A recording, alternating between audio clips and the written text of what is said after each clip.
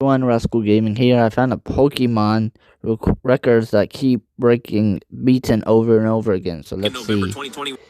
Pokemon records that kept getting beaten over and over again. Back in November 2021, Pokemon Shining Pearl had only been out for about a week, and most players were still in the early gyms figuring out their teams. But a speedrunner named Worster was already doing something insane, because he had just beaten the entire game in 50 minutes and 36 seconds, a game that normally takes around 30 hours to finish. Done before most people could watch a single episode of a TV show. He used a bunch of glitches the community had already discovered, things like menu storage, surfing over land, and clipping out of bounds to skip massive chunks of the game. But that time didn't even last long, because just a few days later, Worster came back and crushed his own record, finishing the game in 33 minutes and 10 seconds. He said he didn't even see himself beating that time, and the community was losing it over a full Pokemon game being done in half an hour. But then, a Japanese speedrunner named Corolio jumped in with a time of 25 minutes and 45 seconds, and predicted someone would break it by the end of the day. He was almost right, because the very next day, Worster took the record back with a run of 23 minutes and 13 seconds, finishing the entire game with nothing but a low-level starter Pokemon while skipping the Elite Four, Cynthia, and basically everything else. But he still wasn't done, because shortly after that, Worster posted one final run of 17 minutes and 17 seconds, and right after, a patch dropped that fixed most of the glitches, meaning that record might stand forever.